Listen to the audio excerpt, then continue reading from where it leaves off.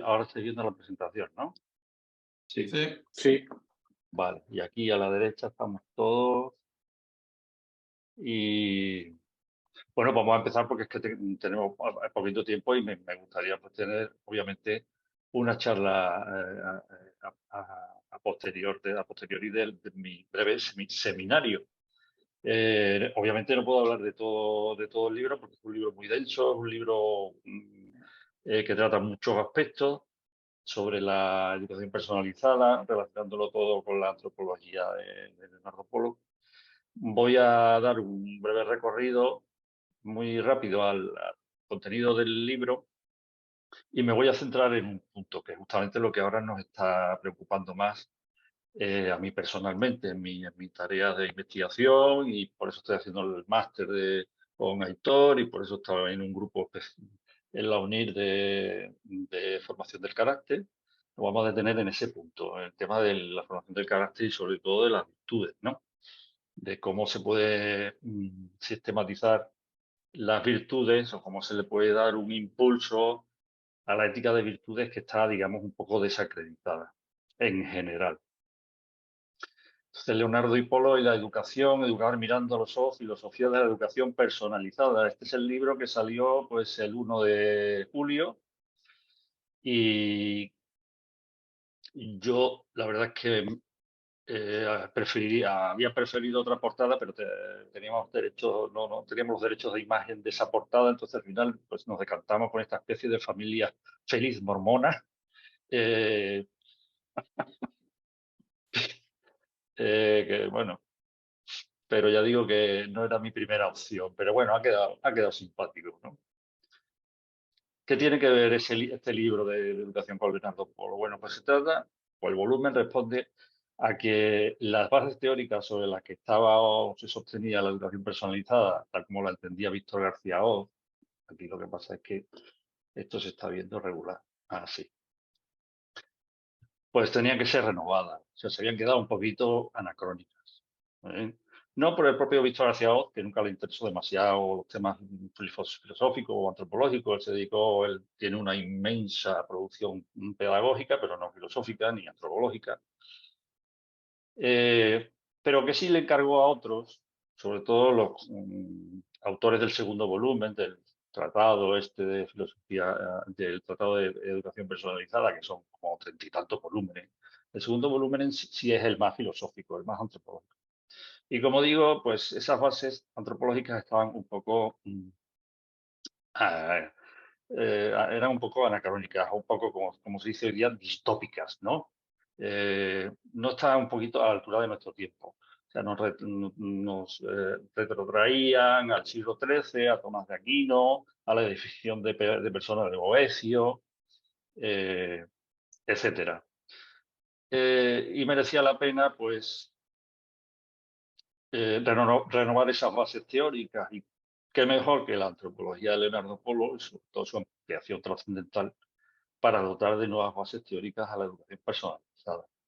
En concreto, sobre basarla sobre un concepto fundamental, que es el de amistad, que como todos sabemos, pues es en Leonardo Polo importantísimo, es como el destino, ¿no? El destino del ser personal es la amistad con las demás personas y sobre todo la amistad con la persona que es, o con las personas que son su origen, que son las personas divinas. Hay dos grandes radicales, digamos, eh, antropológicos, muy ligados a la educación, el Leonardo Polo. Uno es la amistad, el otro es el de filiación, ¿no? Que también aparece en el libro. Y estas son, digamos, los antecedentes del volumen. En el 21, la influencia pedagógica de la amistad y la educación del interés, que se publicó en estudios sobre educación allí en Pamplona. En el 21, con la colaboración de Elda Millán Isleri, que es una profesora de la Universidad de Villanueva, pues la promoción de la coexistencia humana, la educación personalizada desde Leonardo Polo. Esta la publicamos en la Revista Española de Pedagogía. El 21 publiqué Personalized Education as Skill Community of Friendship en la Journal of Philosophy of Education, que es la revista de la Sociedad Británica de Filosofía de la Educación. Y en el 22, Learning How to Decide, a Theory of Moral Development Inspired By the Ethics of Leonardo Polo en Ethics and Education, que es otra revista inglesa. Estos son, digamos, los precedentes más inmediatos del libro. Entonces, si os parece, comento un poco rápidamente cuál ha sido mi relación con Leonardo. Yo fui a estudiar medicina a Pamplona durante un par de años. Estuve allí en la Acrópolis, o sea, en el Hexágono y en el pasillo este que unía con la antigua Facultad de Medicina, que yo lo llamaba el acelerador de partículas, ¿no? Porque en invierno, si no acelerabas el paso, si ibas demasiado despacio, te podías quedar congelado en mitad del pasillo. Y si era en verano, pues te podías asar de calor, con lo cual era un acelerador de partículas. Pero allá por el 85, pues me decidí que lo mío realmente no era la filosofía, sino la matemática. La filosofía no era la medicina, sino la filosofía. Y a partir de ahí, pues ya conecto con don Leonardo. Ya lo conocía de alguna tertulia, bueno, pues era un personaje, digamos, muy conocido en el campus. Sabíamos todos que era un gran maestro, pero la relación personal comienza en el 85. Yo vengo de ciencias, de medicina, y tengo unas teorías acerca del movimiento circular. Entonces me entero que Aristóteles piensa que el movimiento circular es el movimiento básico del universo. Y me voy al despacho de don Leonardo, del maestro, y directamente pues nos ponemos a hablar de algo que justamente estaba trabajando en ese momento para el tomo segundo de teoría del conocimiento, que es la primera operación del entendimiento, que es la abstracción o la formalización del círculo, ¿no? Con la inspiración de Saumel, la geometría euclídea como teoría del conocimiento. A partir de ahí, durante la carrera, pues fundamentalmente lo que estudio es su teoría del conocimiento, los primeros 3 tomos que salen, termino la carrera y empiezo a hacer la tesis con Alejandro Llano. En principio es una tesis sobre, digamos, lenguaje teológico, porque entonces Alejandro Llano dirigía un departamento que era lógica y filosofía del lenguaje, y una tesis sobre de divinis no minimus del pseudo Dionisio Areopagita y el comentario que le hace Tomás de Aquino. Pero conforme nos fuimos adentrando en materia, pues la tesis se fue convirtiendo en algo más metafísico, y esto me llevó a El ser tomo 1 de Polo. Entonces ahí encontré pues, una serie de claves que me abrieron muchísimo el horizonte, y defendí la tesis, pues defendiendo muchos puntos de Leonardo Polo. Digamos, la tesis está muy bien por lo que respecta a lo que sería la primera creación, la creación del ser principal o del ser primero, según Leonardo Polo. Pero, digamos, la creación del ser segundo, del ser personal, no está contemplada. Y no está contemplada por una sencilla razón, y es que no había salido todavía su antropología trascendental cuando defendí la tesis. Si se hubiera salido antes, mi tesis probablemente pues, hubiera sido el doble de voluminoso. Hubiera dedicado una parte a la creación del universo físico o del ser principal y otra parte a la creación de la persona o del ser segundo, ¿no? Pero hasta ese momento yo solo había leído al final de Presente y Futuro del Hombre, en una manera muy lacónica, muy escueta. Ahí ya preanuncia de alguna manera Leonardo Polo su gran proyecto, que es la antropología trascendental y la ampliación trascendental. Pero como digo, pues no llegué a tiempo. A partir de ahí, después de defender mi tesis, pues ahí leí más de ética, su libro sobre ética, versión moderna de los temas clásicos. Leí Quién es el hombre, varias obras, digamos, más divulgativas, hasta que en 1999 pues ya salió su primer tomo de antropología trascendental. En 2002 salió el segundo. A partir de ese momento, pues fueron dos lecturas, digamos, dos libros de cabecera. Lo leía, terminaba el primer tomo, empezaba con el segundo, terminaba el segundo, empezaba con el primero, lo subrayaba en verde, en rojo, en en todo tipo de colores, doblaba las páginas, ponía pegatinas, ponía comentarios al margen, ponía fosforitos. Todavía los conservo, porque, como sabéis, se unificó en un solo volumen en sus obras completas los dos volúmenes de antropología. Y así estuve pues desde el 2000 hasta el 2015, 16. Fueron como 15 o 16 años peleándome con eso, con la antropología trascendental de Polo, y también leyendo, obviamente, otras cosas que estaban publicando muy relacionadas con la antropología trascendental. Hasta que justo en 2002, 2015, 2016, después de toda esa pelea que tengo con Leonardo Polo, pues empiezo a entender, más que a entender a Leonardo Polo, empiezo a pensar modo poliano o poliano modo. Empiezo a ser capaz de empezar a pensar como pensaba él. Que yo digo que no es un método para pensar, o no, o más que para pensar, es un método para seguir pensando. ¿Cuál es la principal dificultad, bajo mi punto de vista, para pensar al modo poliano? Pues, ¿y por qué no tiene la discusión que debería tener? Porque para mí es uno de los grandes filósofos, sino uno de, junto con Martin Heidegger, yo defiendo que es el mayor filósofo del siglo XX. ¿Por qué no tiene tanta difusión? Aparte porque escribió en castellano, porque no se llama Wittgenstein, ni se llama Heidegger, ni se llama tal, no, se llama Polo. Escribe en español, que no es un idioma de cultura. El español es un idioma, digamos, mm, donde nos hemos nutrido, por ejemplo, aquí en por lo que respecta a España, nos hemos nutrido de traducciones de México, de Fondo de Cultura Económica, o de Aguilar, de Buenos Aires, porque aquí durante mucho tiempo no se publicaba nada que tuviera que ver con filosofía, ¿no? En el régimen de Franco. Y posteriormente, pues tampoco se ha publicado demasiado. Sí que hay algunas cosas interesantes, ¿no? Algunos esfuerzos editoriales interesantes.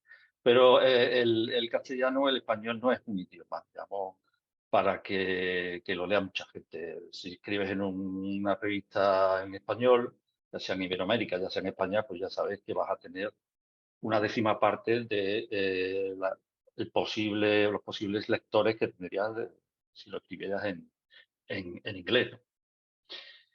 Y por una parte esa es una dificultad que tiene su difusión. Por otra parte es la dificultad que tiene el propio pensar poliano, porque Polo no dice lo que piensa, ni piensa lo que dice. O sea, no se puede atender a Polo o leer a Polo y estudiar a Polo como si estuviéramos estudiando a Santo Tomás de Aquino, por ejemplo. Santo Tomás de Aquino dice lo que piensa y piensa lo que dice. Pero Polo no hace eso. ¿Por qué? Porque si dice lo que piensa o piensa lo que dice, detiene el pensamiento. Y si detiene el pensamiento, inmediatamente sobreviene el límite mental. Con lo cual se pierde su método. Entonces, los escritos de Polo hay que verlos no como algo que haya pensado Polo y después haya escrito, sino más bien como algo que indica en cada momento hacia dónde se dirige su pensamiento.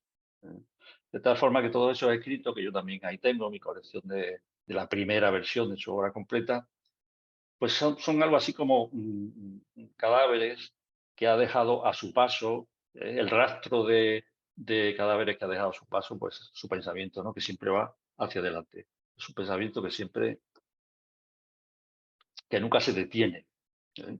Pensamiento detenido significa sucumbir al límite mental, sucumbir a la suposición. Esto es algo que pasa necesariamente cuando escribimos cualquier cosa. A la hora de pasar a escrito, a una formulación lingüística, cualquier pensamiento, obviamente lo tenemos que detener. Entonces hay que andar con esa, digamos, precaución, y hasta aquí uno no cae en la cuenta del modo en el que debe leer a Leonardo Polo, pues lo malinterpreta, piensa que está diciendo cosas extrañísimas, que tiene un lenguaje que solo lo entiende él y cuatro más, y que no respeta la gramática, las mínimas reglas gramaticales del castellano, etcétera, etcétera. Pero es porque él, como digo, no se puede entender su escrito como si fuera de Tomás de Aquino o de Renato Descartes. Si tiene un carácter indicativo, sobre todo su formulación lingüística. ¿Y cuál era el reto del libro? Pues el reto del libro era precisamente pues, emplear la ampliación trascendental de Polo, o en general la antropología poliana, como base de la educación personalizada, pero digamos sin desconcertar demasiado al mundo educativo. Hacerlo más asequible, hacerlo más divulgativo. Eh, cómo lo he hecho? Pues primero haciendo dos posibles itinerarios para leer. Uno para filósofos, que tienen, sobre todo para filósofos que ya tienen algún tipo de conocimiento sobre Polo, y otro para un público más general, más de educación. Y he echado mano pues, de mitología, de distintas culturas, de símbolos, de poesía. Cuando estuve en Barcelona estuve 11 años, ya no me acuerdo, estuve una serie de años en la Universidad Internacional de Cataluña y allí pues daba clases de mitología, daba clases de cultura clásica, daba clases de historia de las religiones, daba clases de filosofías orientales. Pues he echado mano de todo eso para de alguna manera hacer más asequible el pensamiento antropológico de Leonardo Polo sin, digamos, traicionarlo en ningún momento.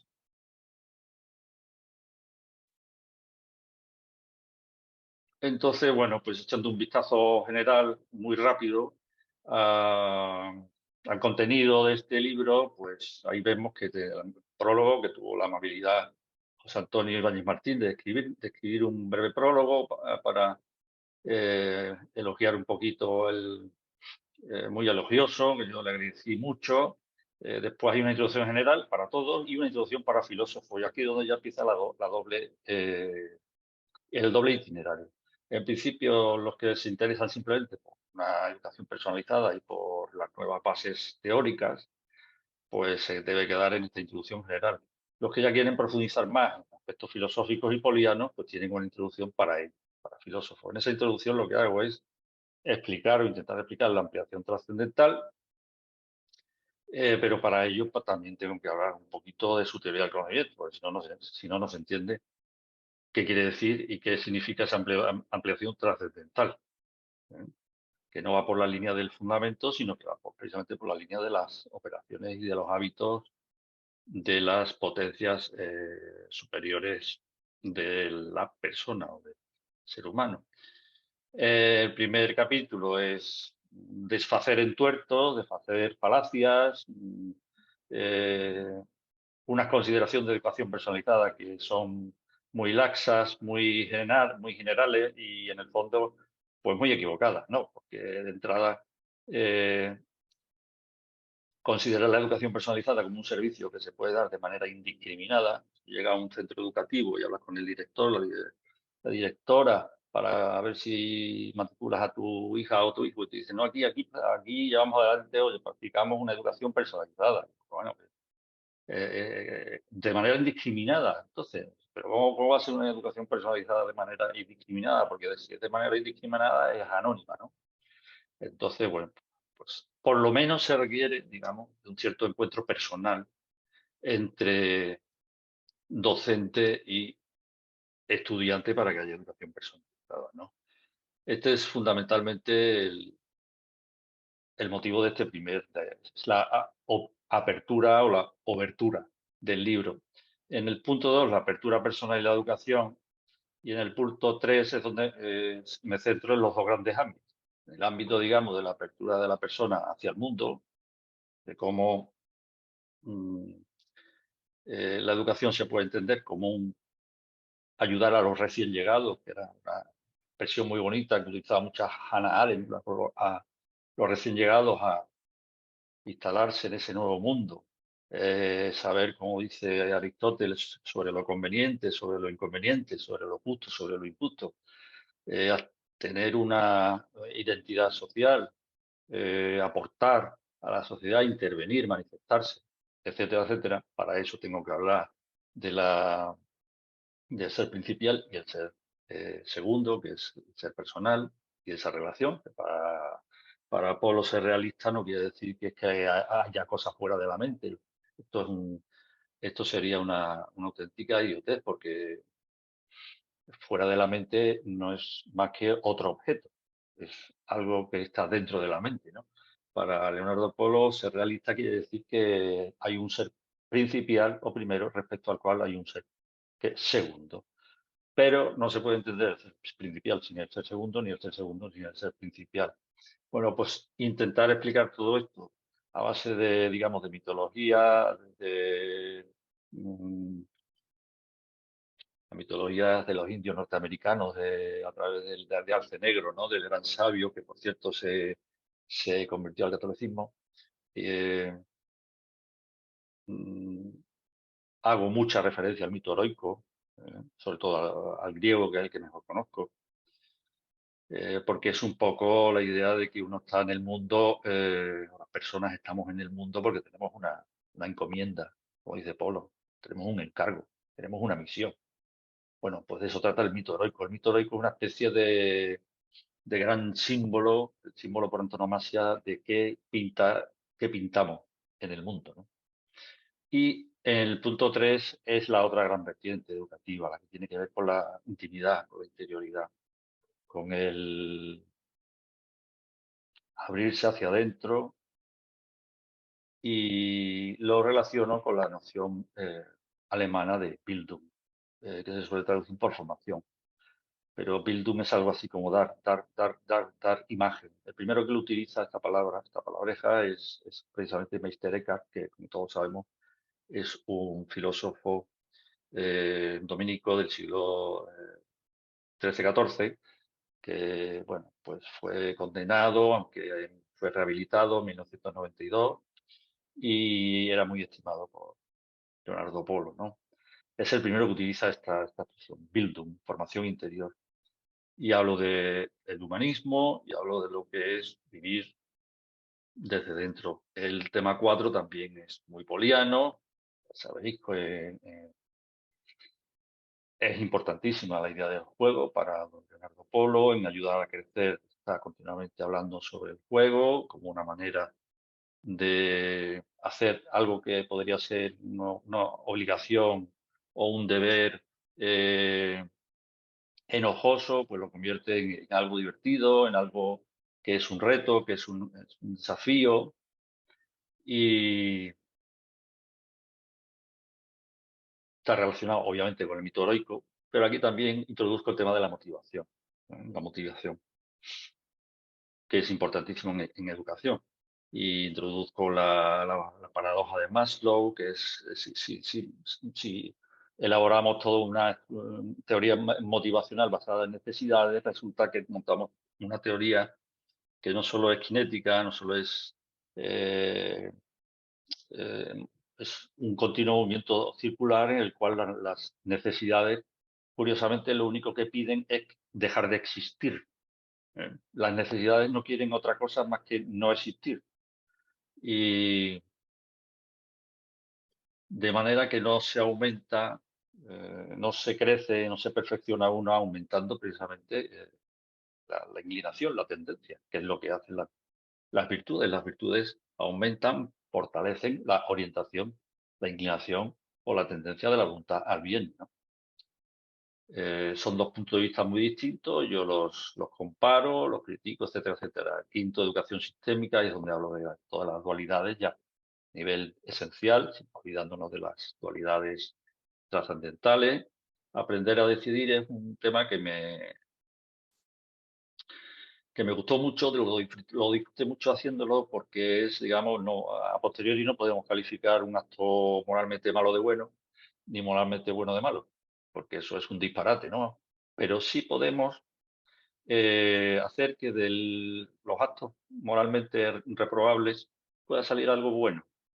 Y esto lo explica Polo diciendo que, digamos, las decisiones o las elecciones no forman un continuo, son, digamos, actos discretos, son actos además perfectos, que cierran o clausuran las deliberaciones, pero que tienen una especie de biografía interna, y lo dice de una manera muy graciosa. Él dice, se van empujando unas a otras.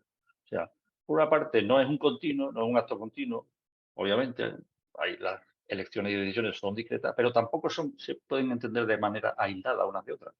Entonces él utiliza esta imagen de que unas se empujan a las otras, o sea que las nuevas decisiones van relevando a las anteriores, las van reactualizando, como hacían las centurias romanas, ¿no? Que iban, dejaban un pasillito y a golpe de silbato del centurión, pues iban relevando la primera línea del frente, con lo cual siempre se mantenía la misma presión sobre los bárbaros y que no tenían, no eran estaban tan organizados y terminaban pues hundiendo el frente, ¿no? Pues esto también lo que quiere decir es, del mar se puede sacar bien si nos corregimos. Y entonces, no es que la acción moralmente errónea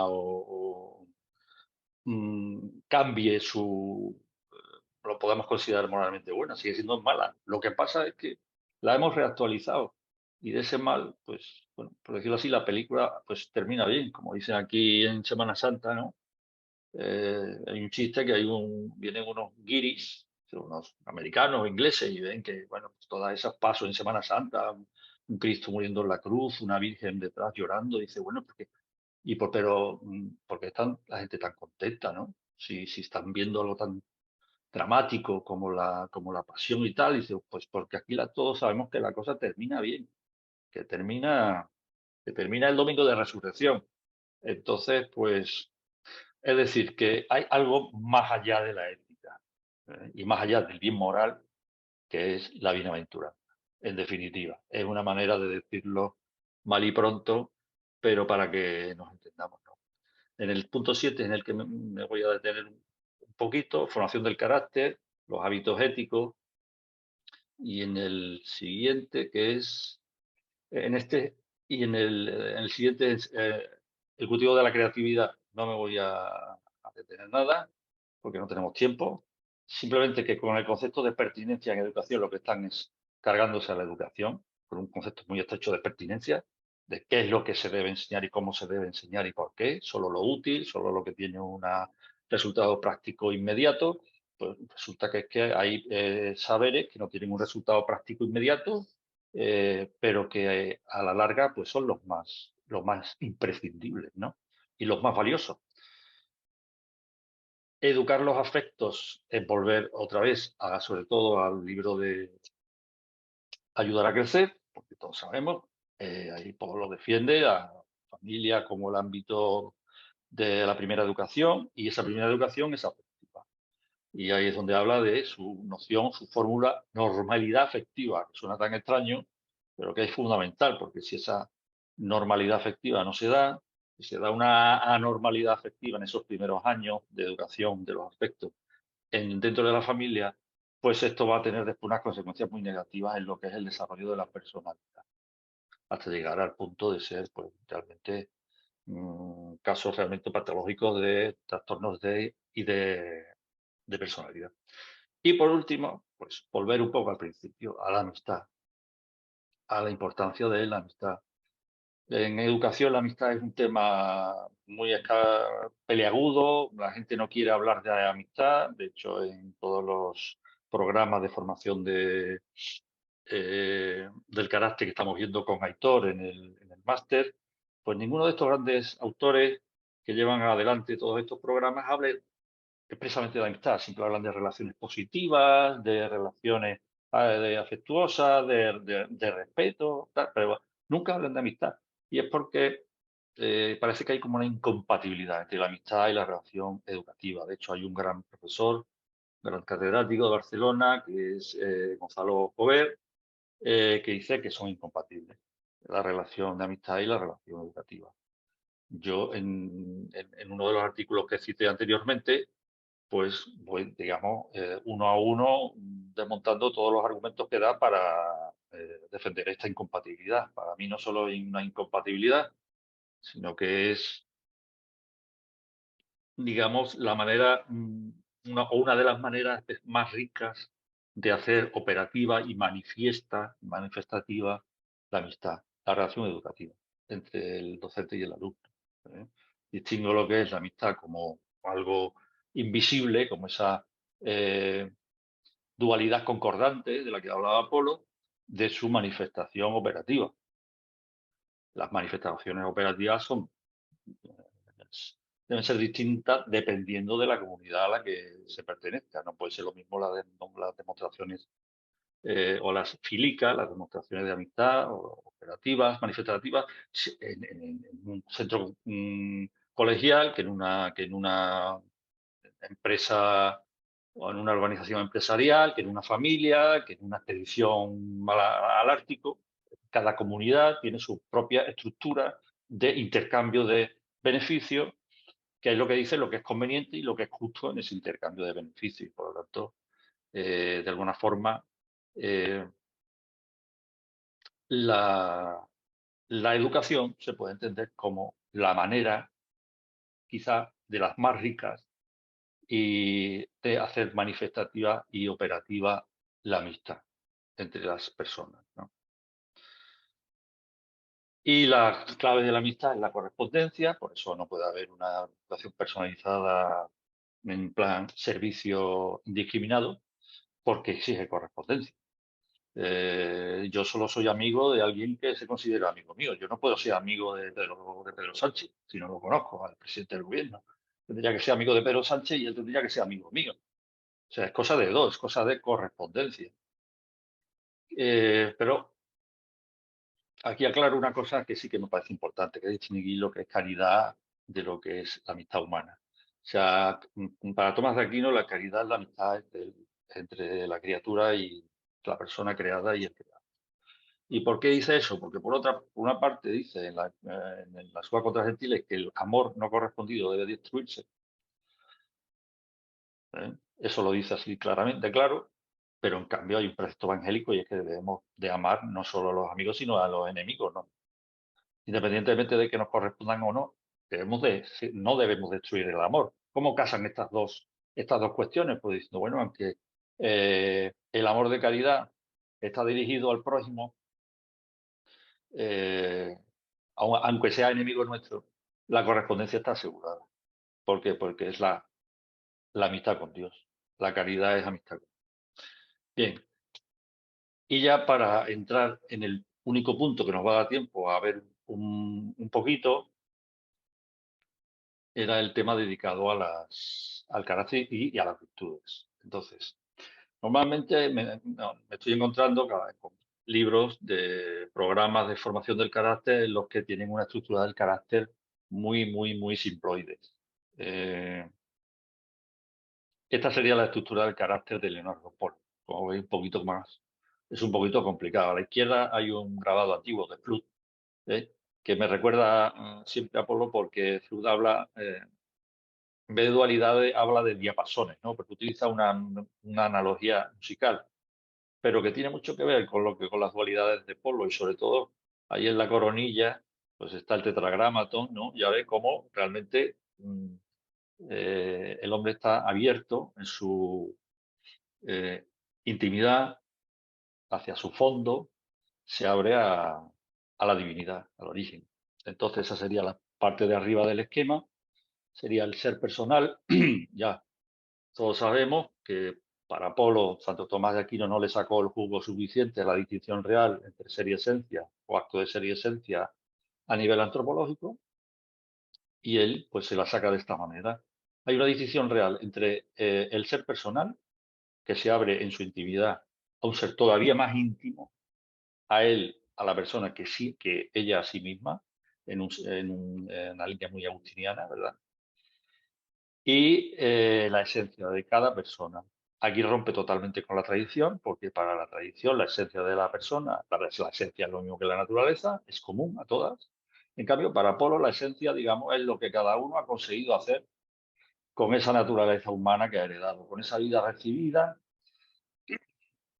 lo que ha conseguido dar de sí, hacerla crecer, mejorarla.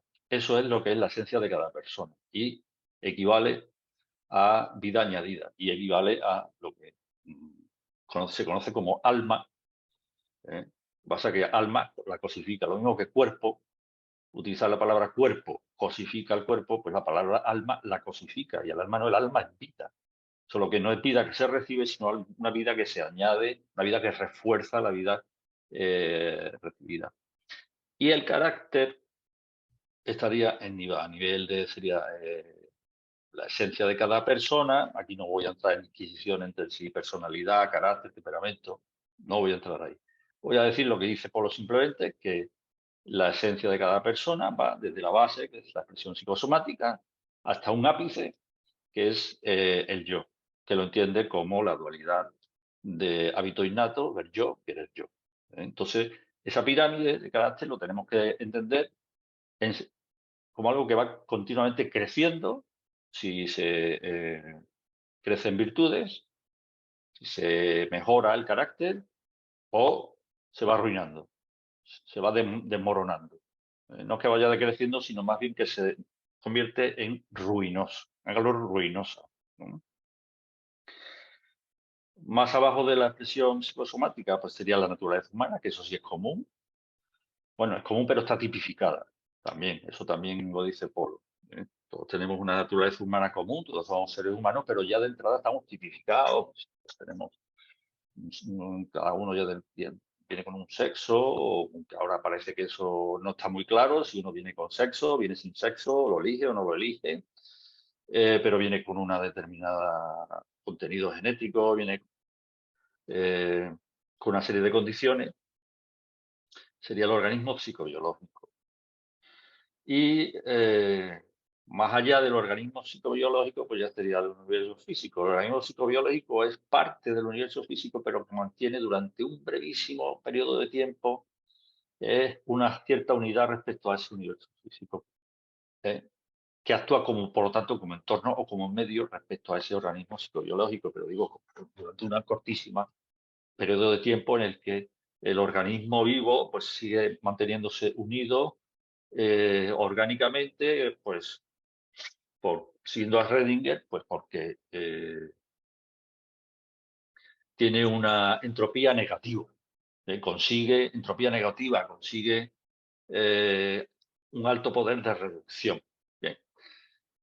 Y ya dentro de esto me voy a fijar, no puedo hablar del carácter que yo entiendo como un sistema compuesto por un sistema abierto, como polo, complejo, abierto y libre, que es la manera como lo entiende, pero además organizado como un conjunto de subsistemas, en concreto de 8 subsistemas, pero ahí no voy a entrar. ¿No? Me voy a quedar con el tema de las virtudes, porque si apostamos por el tema de las virtudes, tenemos que arreglar varias cosas. Tenemos también que utilizar a Leonardo Polo para que la ética de virtudes también esté a la altura de nuestro tiempo. No podemos seguir haciendo una ética de virtudes con elencos de virtudes del siglo XIII. O no podemos hacer una ética de virtudes, un sistema de ética de virtudes simplemente basándonos en la ética de Anicómaco o de Aristóteles, porque entre otras cosas hay ciertas incoherencias en la ética Anicómaco de Aristóteles. Matanus Bau, por ejemplo, con cierta base muy defendible, también Bernard Jäger, a muchos años antes, incluso dice que en la ética Nicomaco probablemente se colaron algunos fragmentos que eran de la ética anterior, de la ética eudemia, ¿no? De tal manera que hay ciertas incoherencias dentro de la propia ética aristotélica. Pero en Leonardo Polo lo que está claro es que la diferencia que hay entre el acto de ser y la esencia de cada persona es la diferencia que hay entre el ser personal, que es trascendental, y el perfeccionarse de cada persona. O sea, la potencia, lo que actúa como potencia en la dualidad, en la diferencia, en la decisión real de acto de ser, esencia, lo que actúa como potencia es el perfeccionarse de la persona. ¿Y eso qué quiere decir? Pues que la virtud o es un incremento o no es nada. O sea, que la virtud no puede ser, como se suele considerar, una especie de cualidad o disposición que se adquiere, ¿eh? Sino un habitual querer corregirse o mejorar. Por eso dice Leonardo Polo que la acción correcta es la acción corregida. La acción correcta siempre es una acción que corrige otra anterior. Esto tiene que ver con lo que decíamos antes de que las elecciones o decisiones se van empujando, se van relevando y reactualizando unas con otras, ¿no? esos incrementos equivalen a la predisposición, por decirlo de una fórmula muy simple, la predisposición a ser más y mejor amigo. Por lo tanto, las virtudes tienen un carácter medial en Leonardo Polo. Son recursos excelentes, como digo ahí abajo en el centro, las virtudes son recursos excelentes, dice Polo, para la amistad con los demás y con Dios, o son, como dirían los yankees, bullshit, son mierda de toro. Aquí, como somos menos sexistas, hablamos de caca de vaca. La virtud por la virtud, eso lo que lleva no es a otra cosa que a la soberbia. La virtud está al servicio de la amistad, lo cual no quiere decir que no se deba buscar la virtud por sí misma, en el sentido de que no se debe hacer un acto virtuoso porque se quiera buscar un interés posterior. En ese sentido, Aristóteles tiene toda la razón al decir que la acción moral correcta es un fin en sí mismo, pero que sea un fin en sí mismo porque no se quiera buscar un interés eh, o se haga el acto virtuoso porque se quiera unas consecuencias o se busque algún tipo de beneficio, eso no es óbice ni cortapisa para que realmente las virtudes en conjunto sean un recurso para la amistad. Así que podemos hablar de dos tipos de falsos virtuosos, no solo el que todos conocemos, que es el hipócrita Tartufo, ¿no?, de Molière, aquel que se conduce, parece conducirse virtuosamente, hablar virtuosamente, pero después tiene eh, internamente pues tiene una disposición totalmente contraria, tiene una mala intención, es un astuto, va buscando esos pues, intereses totalmente espurios que no tienen nada que ver con el bien moral. No solo ese tipo es un falso virtuoso. El don perfecto, o sea, aquel que dice, yo ya de virtudes tengo todas las que tengo que tener, así que ya me puedo tumbar la Bartola. Este también es un falso virtuoso, porque es que no tiene ninguna. ¿Por qué? Porque si no se hace crecer las virtudes, se pierden. Esto es el punto de vista revolucionario de Leonardo Polo, pero que a mí me parece absolutamente certero. Y además que todos entendemos. Todos sabemos lo que es la persona que va de virtuosa. Y si no, leemos un poco a San Agustín y dirá, pues el que se crea perfecto, pues peor para él. El que se crea que es perfecto, ¿no? Entonces tenemos que buscar una mayor sistematización de las virtudes en la línea aristotélico Tomás de Tomista poliana. Y la clave un poco está en la prudencia, bajo mi punto de vista, y siguiendo, yo creo, a Leonardo Polo. ¿Por qué? Porque la prudencia se entiende normalmente en el siguiente sentido. Ser prudente porque se sabe que lo más prudente es hacer X, lo que sea. Entonces eso es lo que de alguna manera, esa X que descubre la razón práctica, que es la recta razón de lo agible o factible, encontrar esa X no es realmente lo que hace la prudencia, eso lo hacen las funciones, esa es la función de los hábitos auxiliares de la prudencia, que son la sinesis, la eubulia y la nome. Esos son lo que Tomás de Aquino llama partes potenciales de la prudencia. Hasta aquí no hay prudencia. Uno puede tener muy claro cuál es esa X, pero no ser prudente, ¿no? La prudencia ordena, manda o da por zanjado, o sea, y utiliza Aristóteles un verbo epitatei, que es un verbo que se suele utilizar en la jerga militar, o sea, como dar una orden militar, una cosa que si no, yo te ordeno que hagas esto. Entonces, deja zanjadas las previas deliberaciones y se decide o se elige hacer tal cosa. Entonces ahí es donde está la prudencia. Esto entonces no tiene ningún sentido decir que la prudencia es un hábito dianoético. No tiene el menor sentido. Porque no puede ser un hábito de la razón, no puede ser un hábito cognoscitivo, porque el conocimiento no ordena, el conocimiento no manda. El que ordena, el que manda, es el querer, ¿no? Y la voluntad, no el conocimiento. Y sin embargo, todavía seguimos diciendo que la prudencia es una virtud dianoética o de la razón práctica, cosa que no No me explico. El propio Aristóteles dice que es una de las hábitos dianoéticos, pero a continuación dice que quien posea la prudencia posee todas las virtudes. Esto es un poco incoherente. Ya digo que en la ética nicómaca nos encontramos de vez en cuando con ciertas cosas difíciles de casar.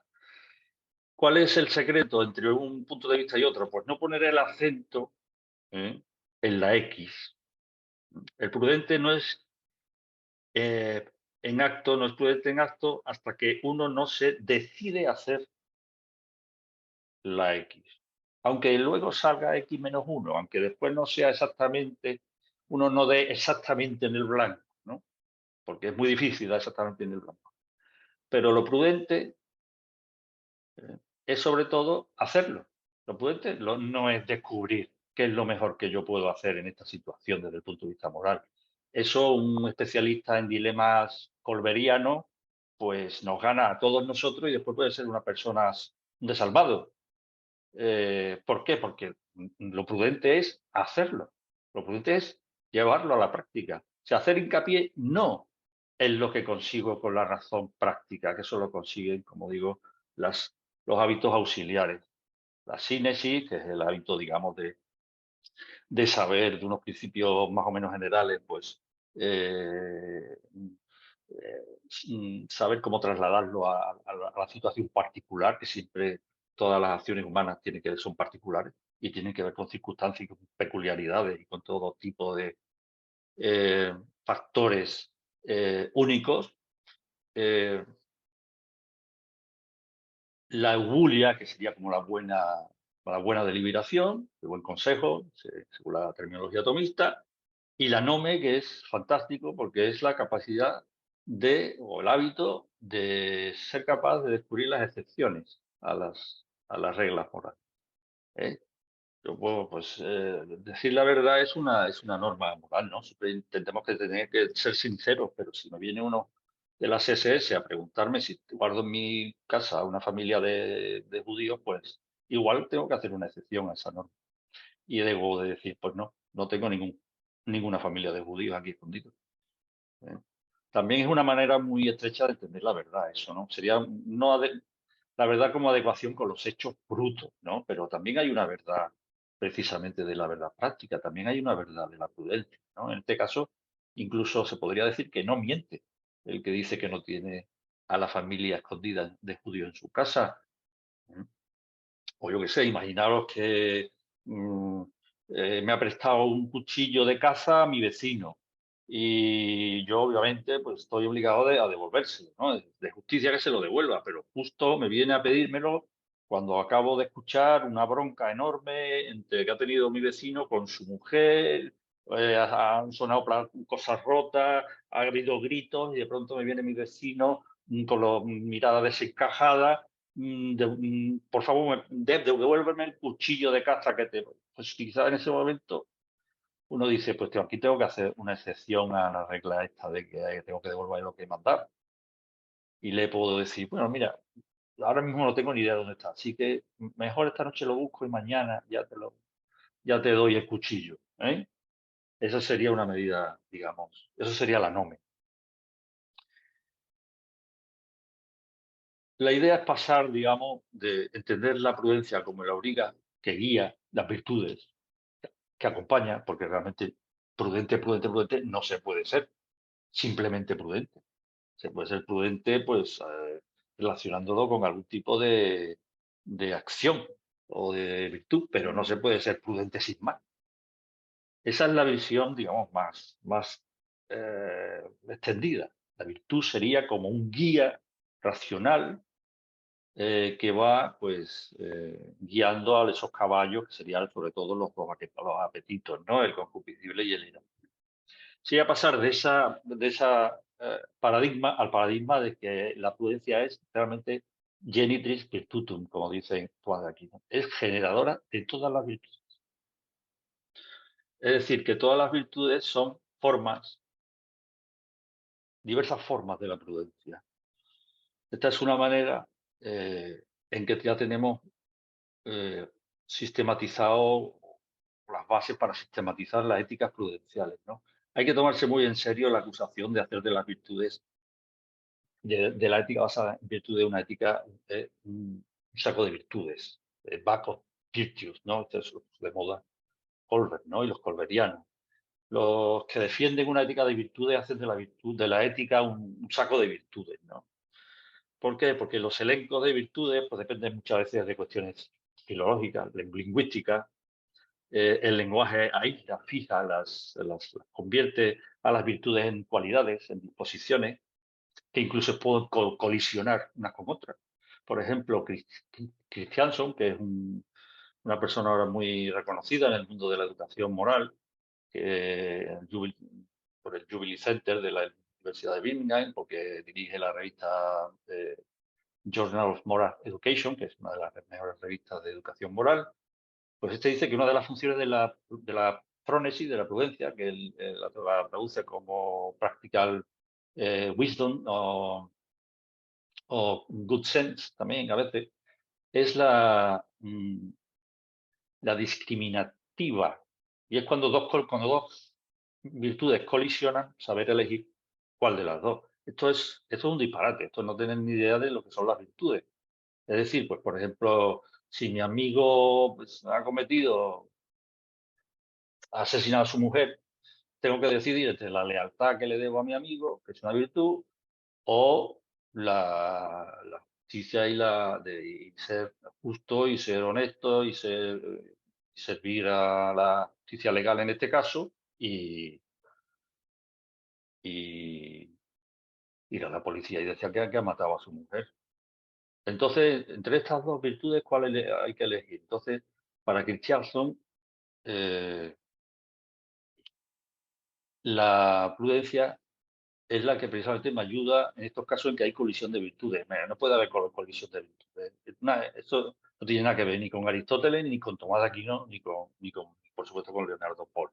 Porque hay una situación en la que se puede actuar de manera prudente, con lo cual uno hace lo correcto y todas las virtudes crecen, o uno hace lo imprudente y todas las virtudes decrecen.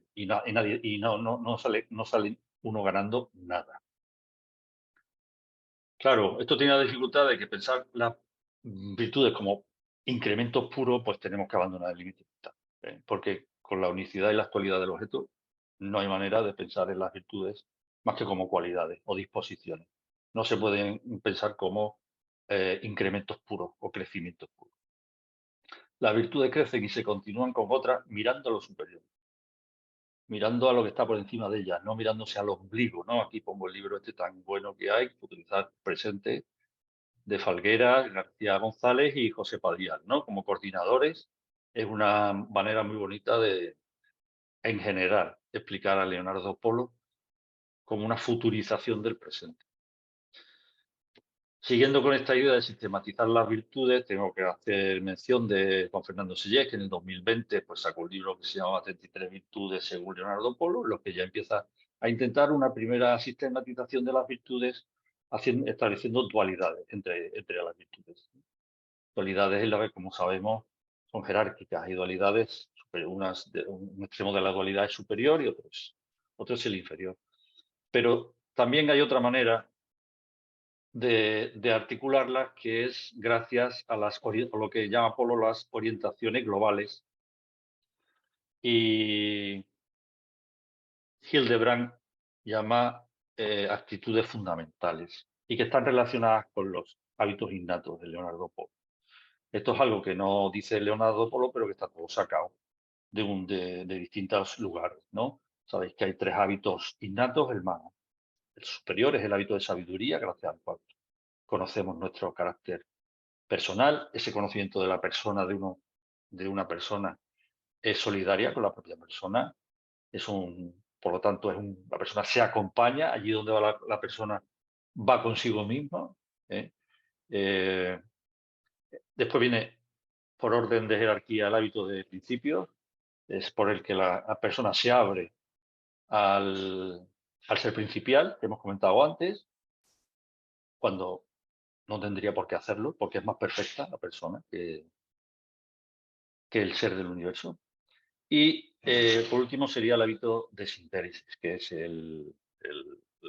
la dualidad ver yo, querer yo. Entonces, relacionado con el hábito de sabiduría hay una actitud muy clara, que es el silencio. El hábito de sabiduría es silencioso, según Leonardo Polo. Y ese silencio es una actitud que se puede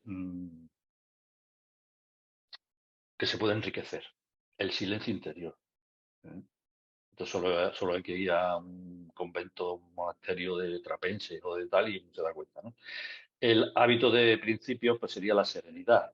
Sí, tenemos, por decirlo en palabras no polianas, por decirlo así, tenemos un fundamento, o tenemos en palabras polianas un ser principial, dependemos de él.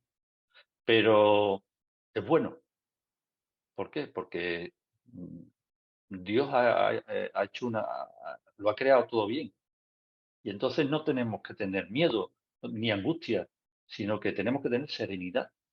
Y respecto al hábito de sindéresis, pues la actitud más importante es la responsabilidad, porque dice Polo que es lo que reviste a cualquier acción humana de su carácter precisamente ético o moral. Lo que reviste de carácter ético a la acción es la responsabilidad, con lo cual si ya no se tiene de entrada esa actitud eh, fundamental o esa orientación global, es que ya de entrada no tenemos el ámbito ético, nos movemos en lo que Aristóteles llamaría pues los hoi polloi, la mayoría, que simplemente ni se plantea que la virtud pueda tener algo que ver con su felicidad o con su vida, ¿no? Y después en las intersecciones de los tres hábitos, pues salen también otras tres actitudes fundamentales. ¿eh? La amistad, porque es conocimiento interpersonal, pero a nivel, digamos, de esencia, porque si no tuviéramos un cuerpo, si no tuviéramos una cierta identidad social, pues no podríamos hacernos amigos de nadie, ¿no? Estaría justamente ahí, ¿no? O generosidad, porque el hábito de sabiduría, siendo la persona mucho más digna y perfecta que el ser principial, sin embargo, como dice Polo, es generosa, ¿no? con el, con el ser principial. Y la humildad, que sería la que uniría el yo con esos hábitos de principio, ¿no? Esos serían, más que virtudes, serían superiores a las virtudes, pero permitirían de alguna manera agruparlas. Dependiendo de cada una de estas actitudes, se agruparían en familias, por decirlo así, algunas series de virtudes que he puesto ahí. Por ejemplo, de la responsabilidad, pues todo lo que tiene que ver con la fidelidad, la constancia, la templanza, la fortaleza, el orden, la paciencia. En cambio, con el silencio interior, pues la transparencia interior, la pureza, el anonadamiento, la adoración. En cualquier caso, es un abuso del lenguaje establecer un elenco cerrado de virtudes. Eso no tiene sentido y debemos olvidarnos de ese tema. Es decir, hay tantas virtudes. ¿eh?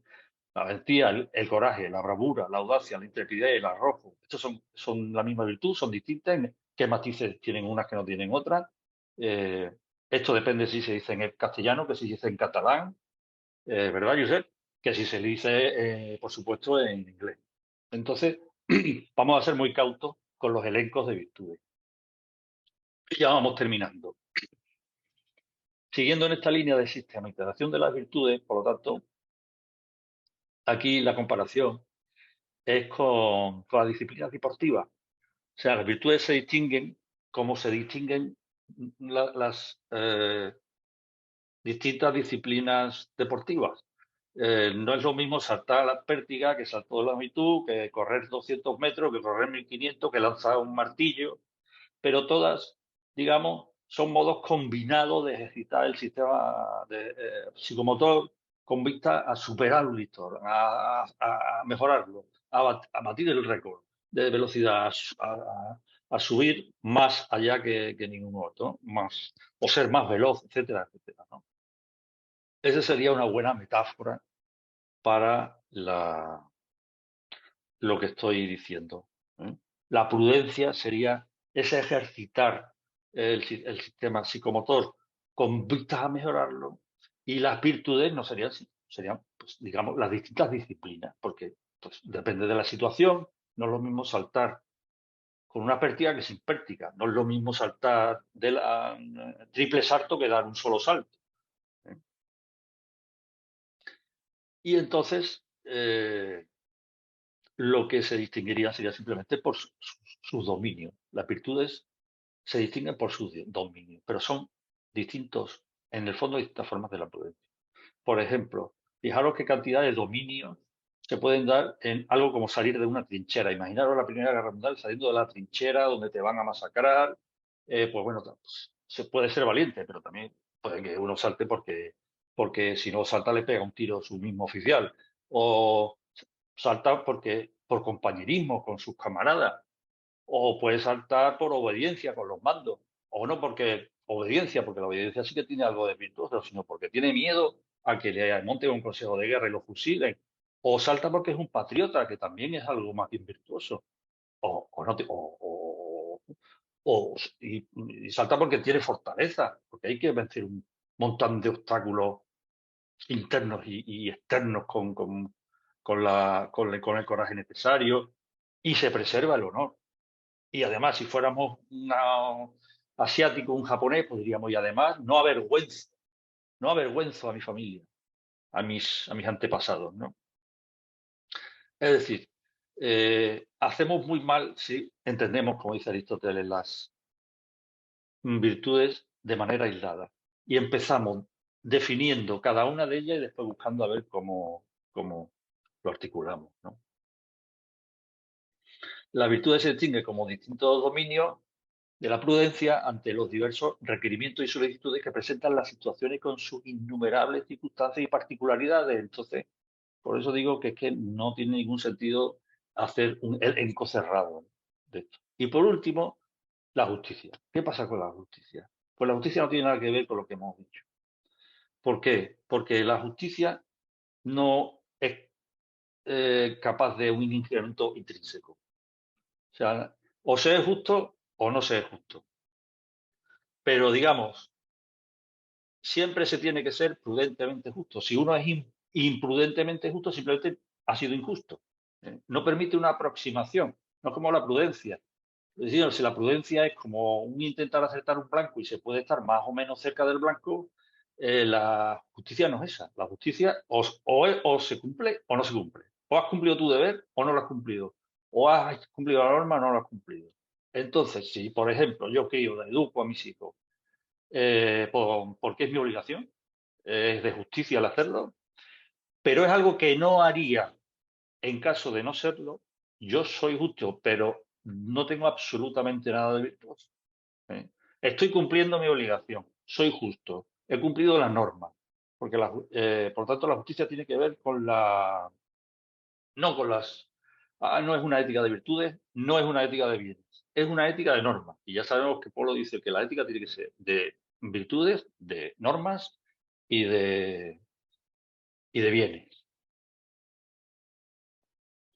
Y lo que está por encima de la justicia no es que aumente la justicia, porque no se puede ser más o menos justo, sí se puede ser más o menos injusto, pero no se puede ser más o menos justo. O se es justo o no. O se cumple una norma o no se cumple. O se cumple un deber o no se cumple. Entonces, lo que sí hay es un salto allá al final, que es la amistad. La amistad hace innecesaria, como dice Aristóteles, la justicia. Pero por otra parte, es una condición sine qua non para que haya amistad, porque cualquier injusticia que se cometan los amigos entre ellos, pues rompe inmediatamente la amistad. Y además los más justos son los más proclives a la amistad.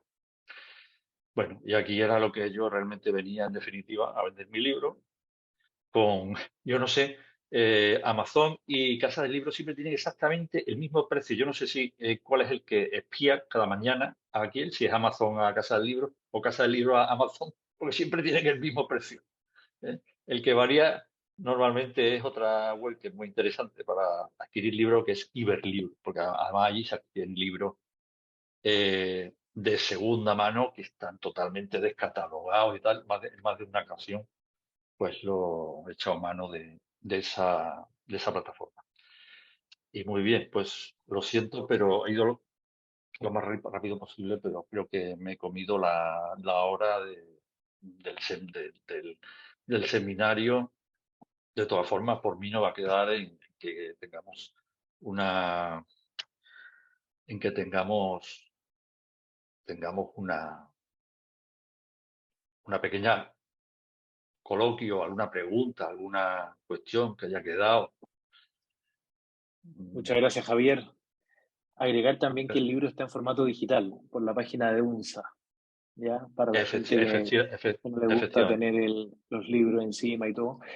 Entonces, nada, le agradecemos mucho el seminario. Yo sugiero que nosotros somos un seminario que procuramos ser muy puntuales, entonces los que tengan que irse podrán irse.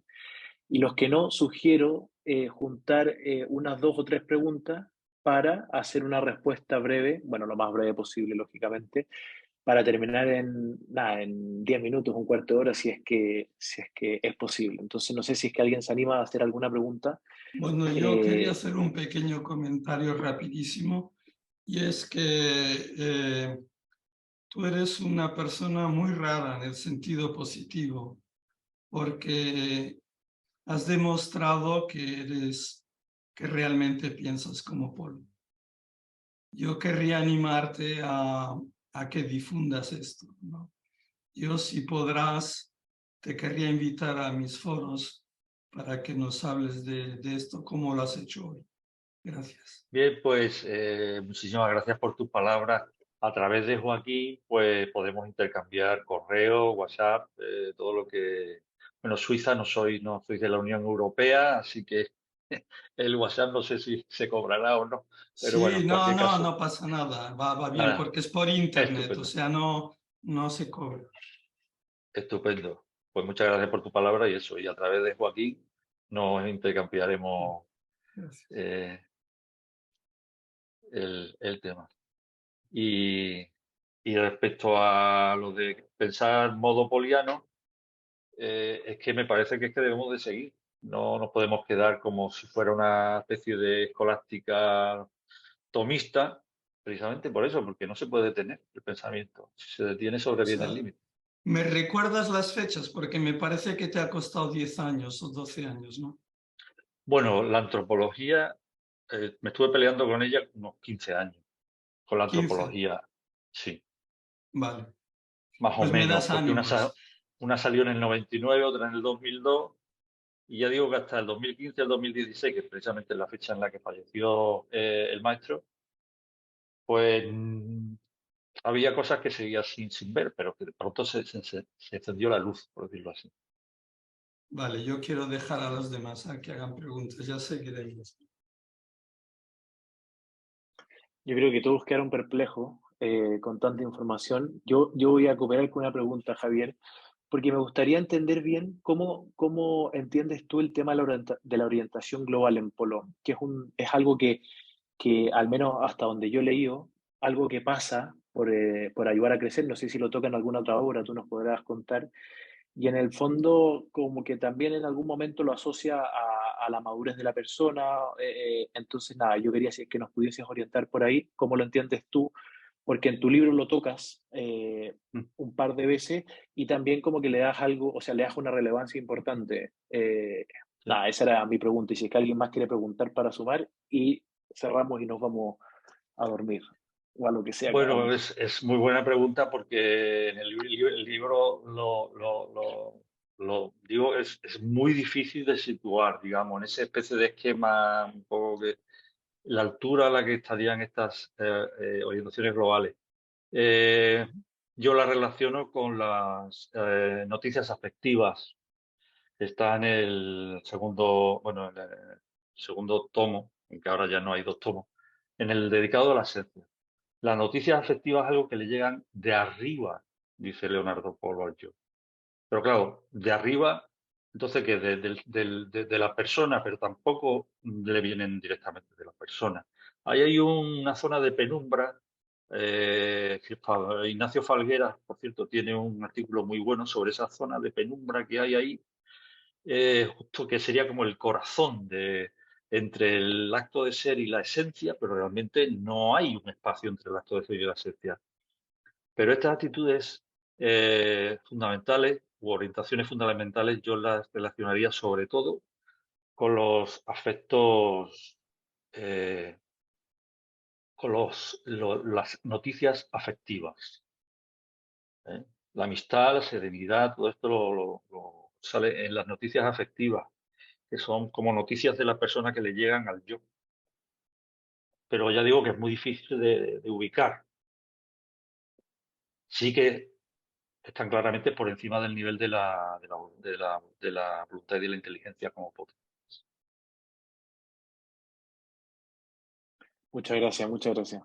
Bueno, Pero eso, perdona, para aclarar un segundo, no quiero quitar más tiempo, pero eso es algo que tú relacionas, o sea que entre ayudar a crecer, el final de ayudar a crecer y estas noticias afectivas que están en el tomo 2, creo, no sé si es que me equivoco sí, de la de noticia la metodología. afectiva está en la parte de la esencia de cada persona, de la antropología Pero tú eso lo trascendental. interpretas porque la antropología trascendental, o tú me corriges, no usa la expresión orientación global, ¿o sí?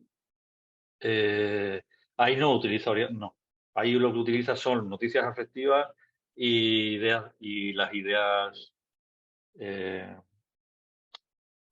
ideas intelectuales, pero no utiliza, y tampoco utiliza la idea de actitud fundamental, que eso lo he tomado, digamos, porque me parece interesante de Hildebrand. Von Hildebrand, eh, von Hildebrand, que no me acuerdo cómo se llamaba, Friedrich, o no me acuerdo.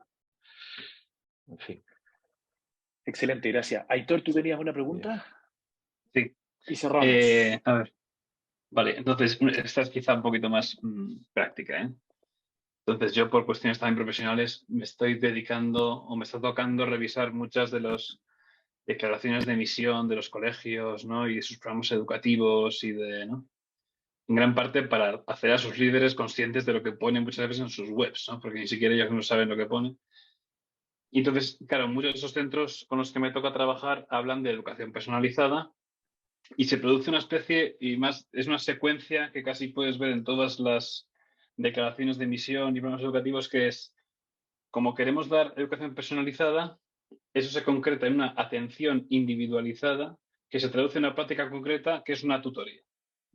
De modo que el modo casi único en lo que aquello se cifra, en la educación personalizada, en caer en la cuenta de que quienes educan y quienes son educados son personas, es que una vez cada 15 días o cada día, una conversación y tal, ¿no?